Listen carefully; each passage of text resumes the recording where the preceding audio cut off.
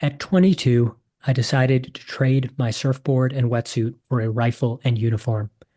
I said goodbye to family and childhood friends to embrace comrades and battle buddies. I walked away from college and into a guard tower, let go of the comforts of home, and faced the challenge far bigger than myself. I was taught to adapt, fight, and protect. I also learned about trauma, loss, and how to bottle it all away. I saw things I couldn't stop seeing, felt pains that left deep scars, and lost buddies I would never forget. My time in the army was tough, but my transition back to a civilian life was tougher. That is from the back of the book, From Bottled Away: Confessions of a Struggling Veteran by Lonnie Hankins.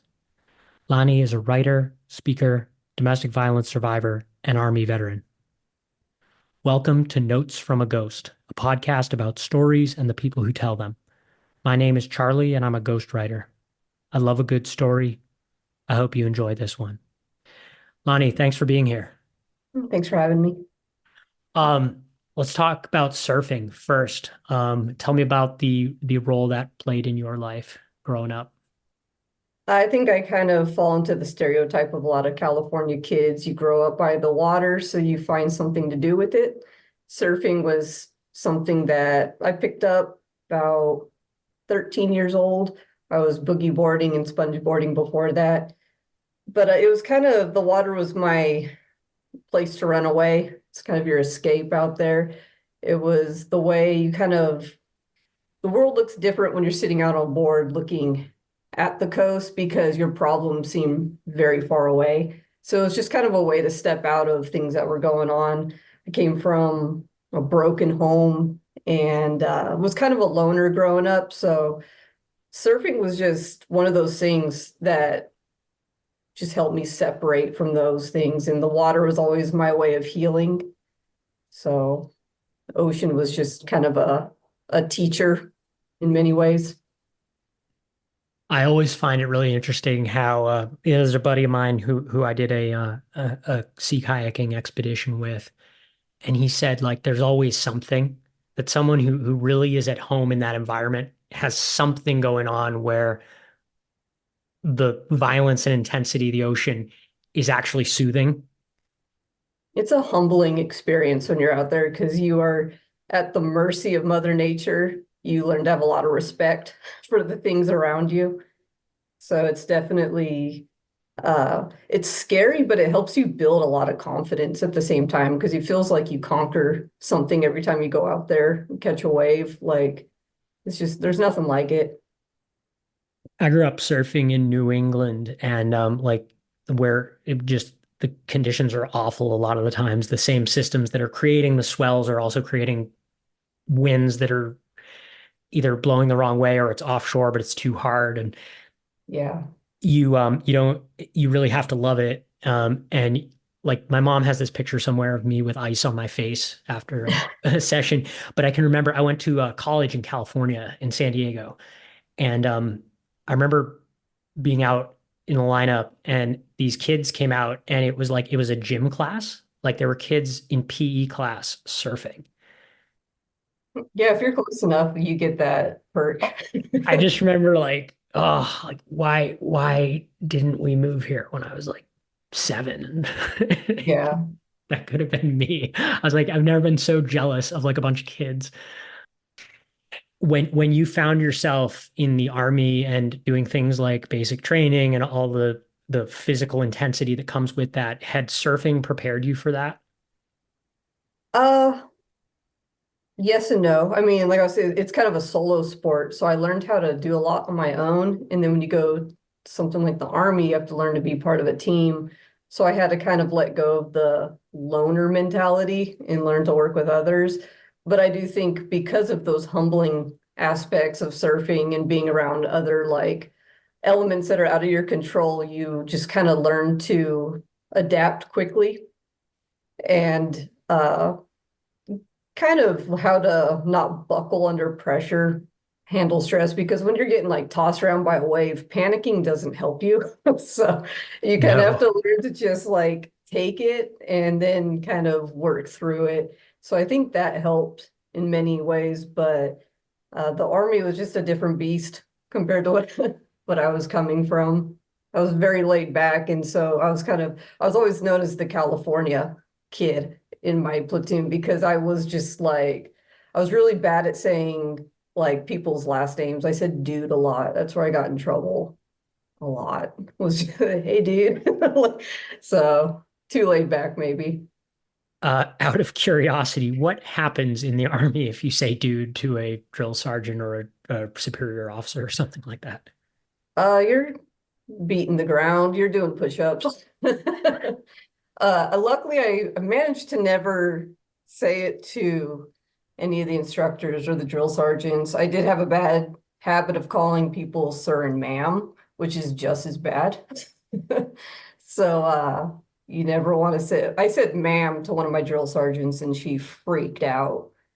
So you just kind of learn not to, but I kept dude mostly to the people, my peers.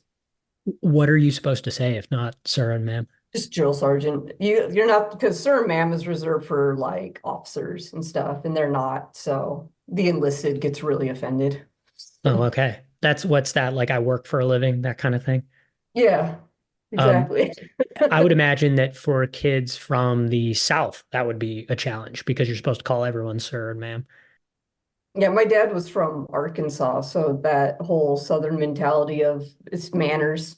And so you think you're doing the right thing. And then it's just another one of those culture things of like learning to undo everything you know, which is hard. Mm. Initially, when we went through some of the questions for this that I had sent over, and I asked, what was it like surfing after a deployment, and you were like, "Well, I didn't," and that was kind of part of the problem. What's your relationship with surfing like now? Or After I came back from deployment, I never surfed again. I haven't swam out in the ocean for about 12 years, I think now. And I think because the Army sending me to the Midwest where like there's no ocean in any direction, it's going to take me over a day to get to any large body of water. There was this major disconnect. And so when I was in Afghanistan, uh, like I lost my safety net. I lost the thing I used to deal with stress. And then when you're on deployment, it's nothing but stress and sleep deprivation and all that stuff. And so I didn't really have that escape I was used to. But I think being surrounded by just being landlocked for so many years, I developed just kind of a fear of water. I just never went back. It was just like it was almost like I never grew up near the ocean. It just became this thing that I lost my confidence with. And so yeah, I it made transitioning and stuff like that hard because it was just that thing I was used to having to deal with my problems was no longer there. that's tough. One thing that I found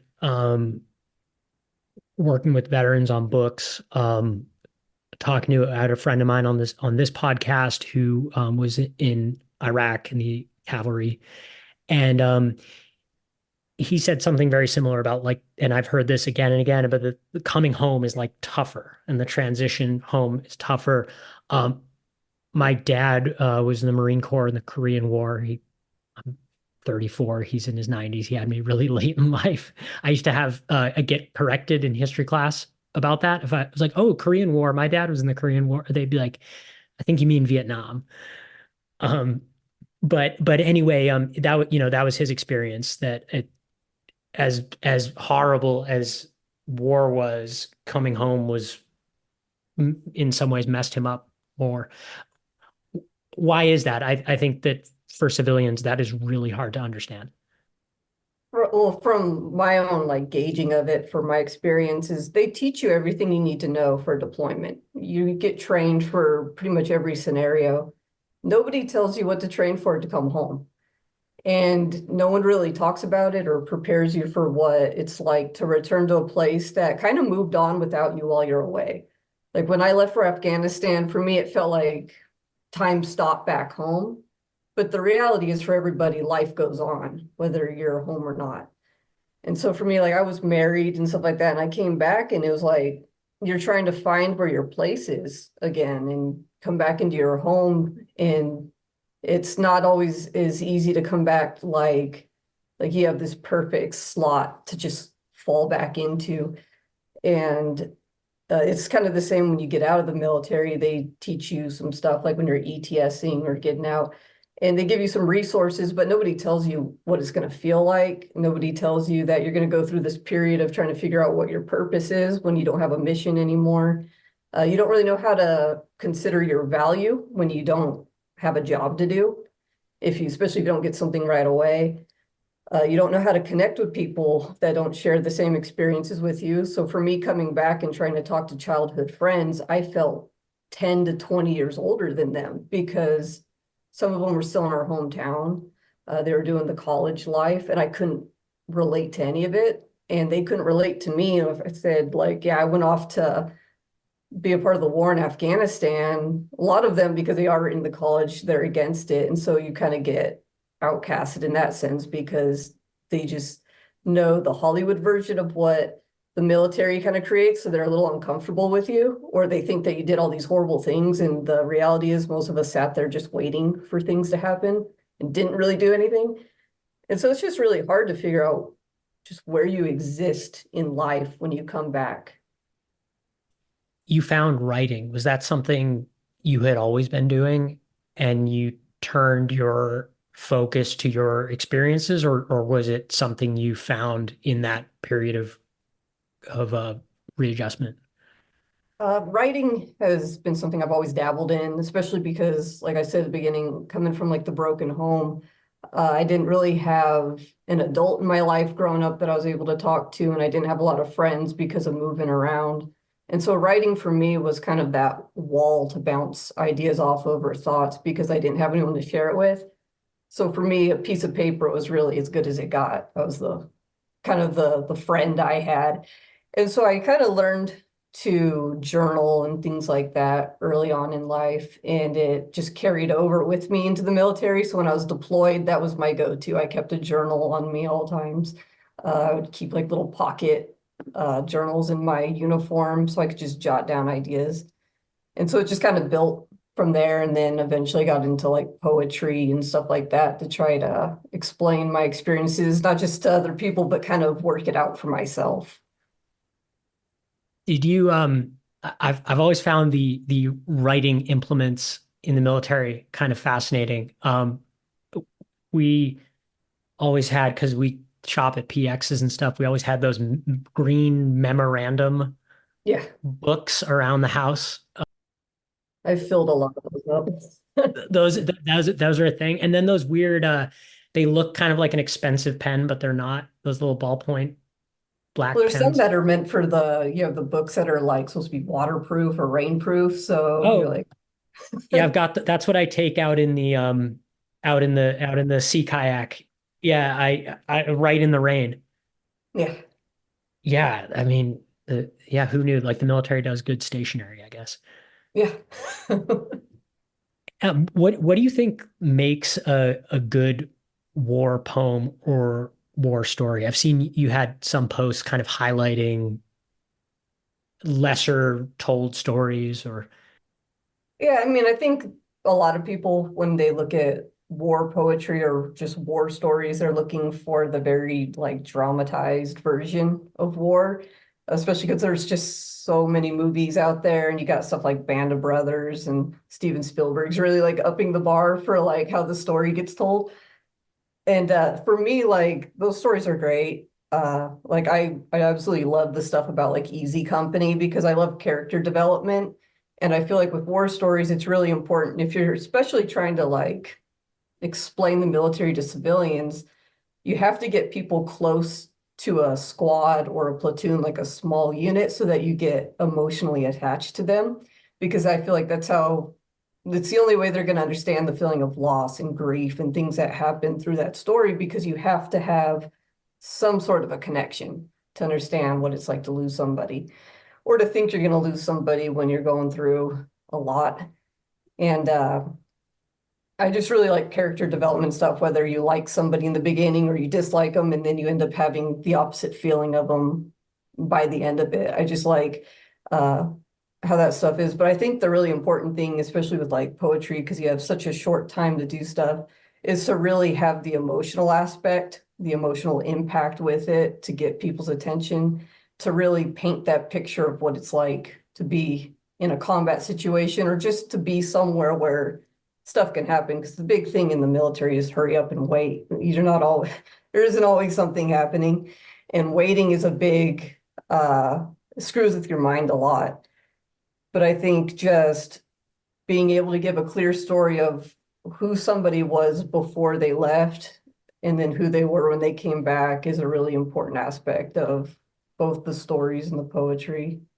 As a civilian who has found myself in the position to help veterans tell their stories, and I've worked on a couple books, I've noticed there is I don't know how to describe this, but I think you're going to know exactly what I'm talking about. There's a similar to, when you were saying your friends at college, how they had their own ideas and they were kind of in a different place than you were.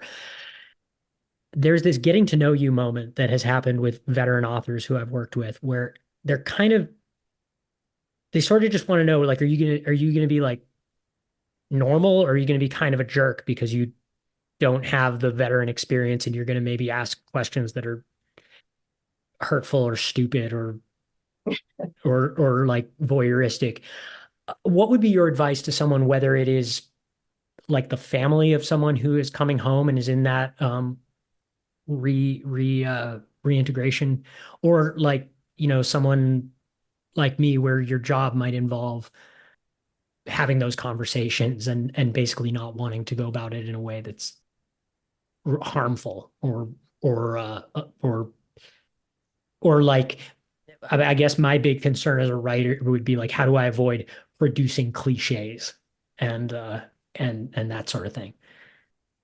It's kind of a hard one. I think like there's just a lot of veterans that are looking to, a lot of people want to tell their story, but there's a lot of these parameters that it's not even like the civilian end, it's what the veteran side of things kind of creates of what a veteran's supposed to look like, what the war story's supposed to sound like. And so sometimes you get caught in stereotypes and stigmas and stuff like that. And I think the easiest thing is to just not assume that everybody's had the same story and people will eventually open up about stuff because I think where a lot of veterans feel like they can't talk about stuff is people are real quick to come at them and be like, oh, you deployed?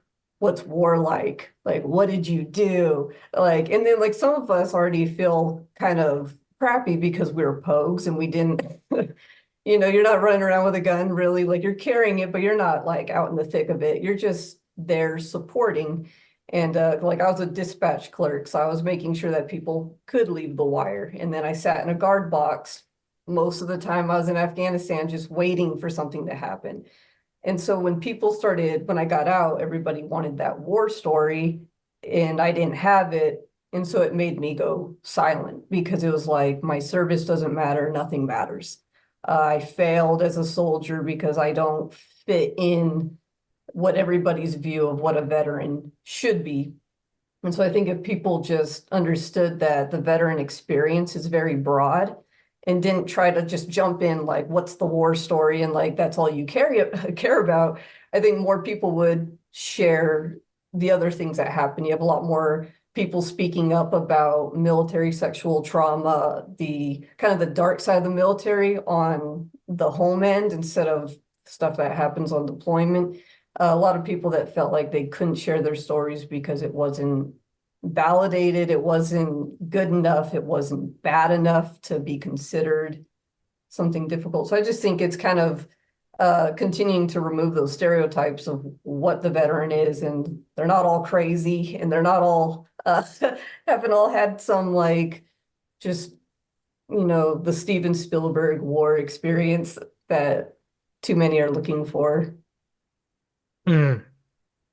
Yeah, I mean that must be really, like, there are certain stereotypes that, I mean, it must be, it must drive you crazy. I think the one that drives me craziest because of being a female veteran is like if I have a unit t-shirt on or like my cab sweatshirt, people will come up to me and be like, "Will you make sure to tell your husband thank you for his service?" Like I'm wearing like I'm not a very big person, so I'm like wearing this little sweatshirt like no, this isn't my husband's. Like I didn't marry a guy and all I got was this t-shirt.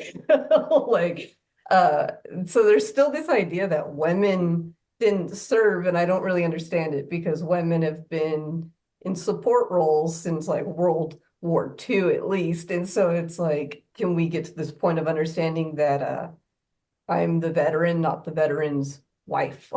Because that really that makes it to where you don't feel like you can tell any story, or you're always trying to like make it sound better than what it was because it's like, no, really, it's I earned this sweatshirt, I swear. Yeah, I once met a woman who was a Marine in World War II. I had a great aunt that was a pilot in World War II, which to even be a part of like the Women's Army Corps was big, but to fly, even if you were a civilian back then as a woman, was big. And so that she was one of the reasons why I really wanted to kind of tell my story because she never told hers. And because back then it was like you did what you did and that was that. Like nobody really talked about it. And so it was like, wow, there's so much history lost with all these people that never said anything. And my dad was a Vietnam veteran. He didn't talk about his time in Vietnam, so that story's gone. Both of my grandfathers were World War II, didn't really talk about anything that happened there. So those stories are gone. So I was just kind of like, wow, like all the stories and perspectives that have been lost because people thought they didn't have anything to say when it all could have Mm. filled in this bigger picture of like what the military experience is. I mean, that's one thing I've learned from veteran families when someone goes to tell their story is like kind of like what you were saying, like don't assume that you know why someone hasn't talked about could be they think their grandkids wouldn't be interested or something. It doesn't have anything to do with anything Yeah. traumatic. Um, what is your war literature hot take? I think it's getting pretty redundant. Like I think when you look at like I have a whole bookshelf full of just war stories and histories and stuff like that. And it's pretty like one after the other, you're getting the same story. And, it starts off, I was in this town, I went to war, all this crazy stuff happened. I came back, I'm hometown hero. Like that just seems like how it all reads. And that was the other reason why I wrote mine because it was like, that's cool. But when you start looking at everything by numbers in the military, the number of people that are actually in like combat arms as like in relation to like support jobs, there's a lot more people in support. There's a lot more people that haven't seen the thick of it in a war, like in a combat zone. And so it was like percentage wise, like, yeah, that's cool. These guys are carrying the war literature, but it's not the average person's experience when they're in the military. And so then I started looking more for stories that I could relate to because I was a struggling veteran. It's like I need to know somebody survived what I'm going through.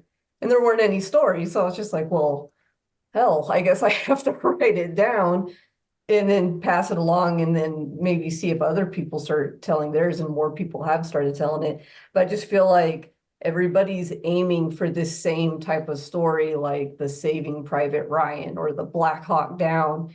And that's great, especially if you want it to be a movie. But I think if you're looking for people to help other veterans or to get people to understand what the military experience is, you have to have a little bit more to it.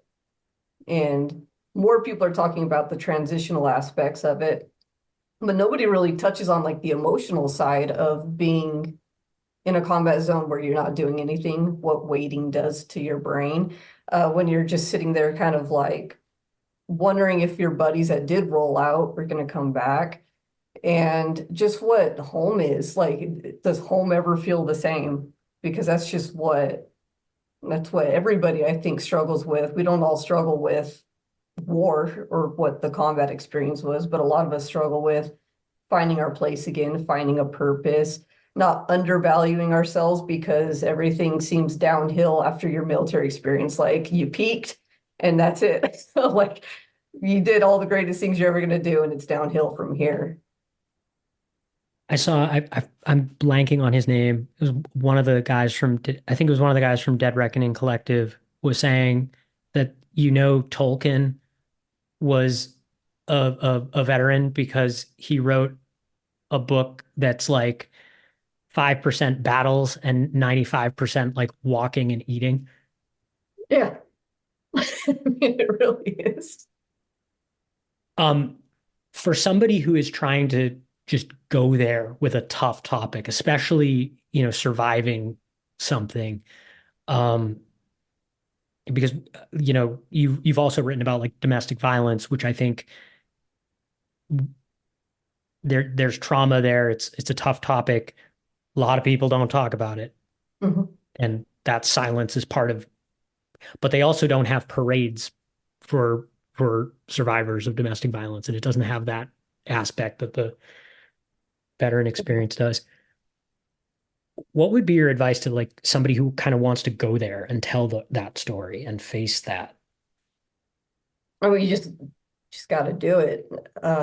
For me, because I stayed silent for years, and then uh, the military teaching me to stay silent helped me to stay silent through things like domestic violence. You just learn to bottle it up and keep pushing, and it gets heavy.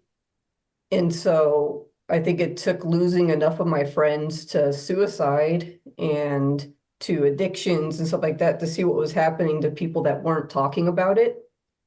And I mean, to put it blunt, like it scared the hell out of me thinking that if I don't start kind of finding a way to diffuse this a little bit or let the pressure off, like I'm going to be next. And so for me, it started a lot with the writing. And it really, when I was reading, I read Sebastian Junger's Tribe on homecoming and belonging. And it hit hard to where that's where I really started feeling like I need to write more about my military experience. And through that, I also started writing more about the domestic violence stuff. But the army had taught me like it's important to always kind of put others before yourself. It's important to be a battle buddy. It's important to be there for everyone else. Don't leave anybody behind. And I felt like that's what I was doing by not talking about it, was I was not helping other people with what I had. And I had survived pretty horrific things. I had gotten through it and I didn't have anybody to turn to through those times. So I wanted to be what I needed back when I went through it. And so that's why I started writing about it. And so when I made it more about other people, it got easier to tell the story. Because when I started just thinking about me, and then I kind of felt like I was falling back on what the army said. It's like, don't talk about yourself. Like, stop being selfish, it's not about you. But when I made it about helping somebody else, it was just a lot easier to tap into those really tough topics. Mm. And is there a moment you can point to when your work connected with someone in a way that was intensely satisfying, where you felt like it was worth it to go there and to tell those stories? So it would have been like, I think it was 2018, I launched a blog before I had a podcast afterwards where, because I started realizing a lot of people didn't want to read the blog. So I started kind of reading it for them on a podcast. But when I had the blog, I was just kind of uh, just touching on a lot of like transition and bottling stuff up, keeping it to yourself, trying to belong again. And the aspects of like deployment where it's like coming home, trying to find where your space is or where you fit into people's lives. And I had a woman write to me on my blog, and she was just kind of like, thank you for kind of putting all this stuff out here. I had a conversation with my son for the first time since he's left the army about what happened because now I understand why he was so quiet and I knew how to finally approach it. And so it meant a lot to know that a conversation took place in a household far from my own because of something I said. And then I probably a year or two down the road, I got a message on Facebook after I had published Bottled Away from someone I'd actually served in AIT with, which is what you go to after basic training to learn your job. And they said, we had served together, and she was just like, thank you for putting this out here because I was able to relate to it and I didn't kill myself today because of it. And that was where I realized that I did the right thing of going to those difficult topics because I gave somebody a reason to try again another day. And I couldn't ask for more than that because I really didn't write the books to like make a living or anything like that. It was more of like, what can I do to feel like I have a purpose again? And for me, that purpose was helping somebody else. So I think those were the two big ones really for me. Yeah. I mean, wow. I can't even imagine, especially that second message. Um, that's powerful. Yeah, I saved it and I keep it in a folder on my computer. So when I start feeling like, because you get a lot of critics, so there's plenty of people that are like, your book sucks. And I'm just like, thanks. Or like, I knew you in the military and I don't know of any of these things happening to you. So obviously you're lying and stuff like that. And so you get kind of beat down. And so it helps having that little folder to go to remember why you're doing it. Because I always said if I could help one person, then it was for something. And so I have to go back to that sometimes and read it and be like, all these people are kind of like dumping on me, but this one person is still alive today. Not all because of me, obviously, like they're putting in the work to help themselves, but just seeing that I helped get them on that track to where it was like, I don't want to die and help them realize that they needed help or whatever, like that always makes me feel like, okay, the haters can say what they want to say. I still have this person. Absolutely. What are you working on now? Everything's a little all over the place. I had a couple poetry books that were out on Amazon and I decided to pull them and kind of rewrite them and do like a full overhaul on the books to make them a little bit better. And then a couple of poetry books in the work that I'm kind of trying to figure out how I want to structure them. And I try to keep stuff based on topic so they don't bounce around too much. So I'm just trying to figure out how I want to set those up. But really, right now, I would say a lot of my focus is on art because I work with one of the local galleries with just kind of like supplying them art. I don't actually work in the gallery, but it takes up a lot of my time because I try to keep stuff present for them to cycle through and they sell my stuff for me, or try to at least. So that takes up a lot of my time. And then there's some other cool art projects coming up that I'm working with, one with a veteran organization, but I can't really speak on it because it's more for them to talk about it when it does come up, but it's probably looking like a year or two down the road. So everybody has to be patient with that. But I'm just kind of trucking along, like doing stuff here and there. Nice. I absolutely love those because, like, obviously, as a ghost, I do a lot of stuff under NDA.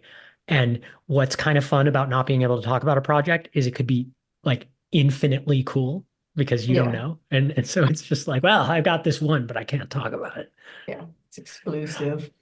it. And where can listeners find you?